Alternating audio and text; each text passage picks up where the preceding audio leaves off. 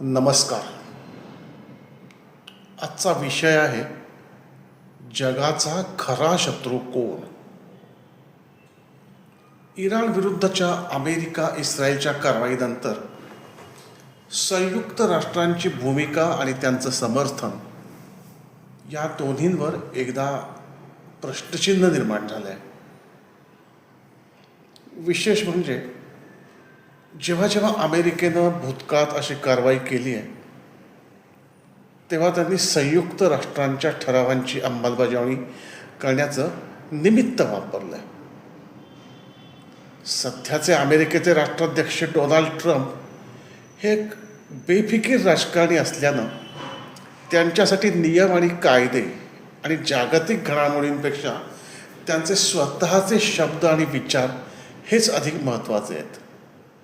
त्यामुळं त्यांनी इराण विरुद्ध कारवाई करण्यासाठी संयुक्त राष्ट्रांचा आधार घेण्याची औपचारिकता देखील पाळली नाही. म्हणूनच प्रश्न असा पडतो की जगाचा खरा शत्रू कोण आहे. अमेरिकेनं इराणचा ताबा घेतला आणि सर्व तेलाच्या खाणी अमेरिकेच्या ताब्यात गेल्या तर ट्रम्पची दादागिरी आणि मनमानी वाढत जाईल, जी जगासाठी फार धोकादायक असेल. म्हणूनच दुसऱ्या महायुद्धात हिटलर जसा हुकुमशहा होता तसाच प्रकार ट्रम्पचा चालला आहे असे वाटते. अंतर्गत विरोध असूनही ट्रम्प कर आकारणी करून जगाला वेठीस धरत आहेत. इराणचा ताबा घेतला तर ते काय करतील ही जागतिक चिंता असू शकते. म्हणूनच ट्रम्पच्या मनमानी विरोधात जागतिक एकजूट गरजेची आहे. वास्तविक संयुक्त राष्ट्रांच्या स्थापनेमागील सर्वात मोठं कारण म्हणजे पहिल्या महायुद्धानंतर स्थापन झालेल्या लीग ऑफ नेशन्सचे अपयश. पहिल्या महायुद्धानंतर 10 जानेवारी 1920ला अमेरिकेचे राष्ट्राध्यक्ष वुड्रो विल्सन यांच्या पुढाकारानं स्थापन झालेली लीग ऑफ नेशन्स ही पहिली आंतरराष्ट्रीय संघटना होती, जिचं मुख्य उद्दिष्ट मुत्सद्देगिरी आणि सामूहिक सुरक्षेच्या माध्यमातून जागतिक शांतता राखणे हे होतं. राष्ट्रांमधील वाद सोडवणे, आंतरराष्ट्रीय सामूहिक सुरक्षा, आंतरराष्ट्रीय सहकार्य यांना प्रोत्साहन देणं आणि जागतिक निःशस्त्रीकरण लागू करणं हे लीग ऑफ नेशन्सचं प्राथमिक उद्दिष्ट होतं. परंतु जिनिव्हा स्थित ही संघटना हे साध्य करण्यात अयशस्वी ठरली. तिच्या अपयशामुळंच जर्मनी आणि जपाननं केवळ विस्तारवादी धोरण स्वीकारलं नाही तर दररोज नवीन राष्ट्रांवर कब्जा करणे आणि हल्ले करणे हे त्यांनी सुरू केलं, जे आज अमेरिका करते. आणि मग त्यानंतर जे घडलं ते जागतिक इतिहासाच्या काळ्या पानांवर कोरलं गेलं.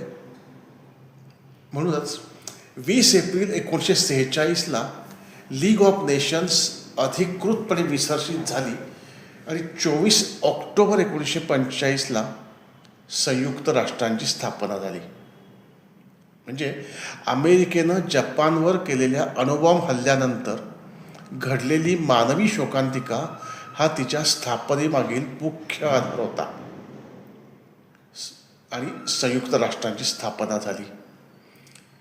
संयुक्त राष्ट्राचं मुख्य उद्दिष्ट भावी पिढ्यांना युद्धाच्या विध्वंसापासून वाचवणे आणि जागतिक शांतता व सुरक्षा राखणे हे होतं. पण प्रश्न असा आहे की हे मुख्य उद्दिष्ट साध्य होत आहे का. संयुक्त राष्ट्रांचं मुख्य उद्दिष्ट जगभर शांतता राखणं आणि आंतरराष्ट्रीय संघर्ष शांततापूर्ण मार्गानं सोडवणं हे आहे. संयुक्त राष्ट्रांची भूमिका एक समन्वयक केंद्र म्हणून अपेक्षित होती, जिथं जगातील सर्व राष्ट्र आपली समान उद्दिष्ट साध्य करण्यासाठी एकत्र काम करू शकतील. पण प्रश्न असा आहे की संयुक्त राष्ट्र हे करू शकली आहेत का. तर याचं उत्तर स्पष्टपणे नाही असं आहे. सध्याच्या जागतिक परिस्थितीत संयुक्त राष्ट्र रस्त्याच्या कडेला बसलेल्या किंवा एखाद्या असहाय्य व्यक्तीसारखी आहेत, जे रस्त्यावरील हिंसाचाराकडं मारामारीकडं डोळे झाकून बघतात तसलाच तो प्रकार आहे. संयुक्त राष्ट्रांच्या स्थापनेचा मुख्य उद्देश युद्ध टाळणे हा होता. तथापि ते शीतयुद्ध टाळू शकले नाहीत आणि सध्याचे संघर्षही टाळू शकले नाही. तत्कालीन अमेरिकेचे राष्ट्राध्यक्ष जॉर्ज बुश यांनी 1991च्या आखाती युद्धातली संयुक्त राष्ट्रांचा ठरावाचा भाडा म्हणून वापर केला. त्यानंतर 2001मध्ये जॉर्ज बुश यांचे पुत्र जॉर्ज बुश ज्युनियर आणि तत्कालीन ब्रिटिश पंतप्रधान टोनी ब्लेअर यांनी सुद्धा इराक आणि अफगाणिस्तानवर आक्रमण करण्यासाठी संयुक्त राष्ट्रांच्या ठरावांचा आणि लष्करी समर्थनाचा आधार घेतला होता. 1994चा रवांडा नरसंहार किंवा 2011मधील दक्षिण सुदानमधील गृहयुद्ध, सर्ब सैन्याने केला 1995चा बोन्सियन नरसंहार असो किंवा तथाकथित अरब स्प्रिंगच्या नावाखाली 2010मध्ये मध्य आशियात झालेला हिंसाचार असतो, संयुक्त राष्ट्रांची मोहीम यापैकी काहीही रोखण्यात अयशस्वी ठरली आहे.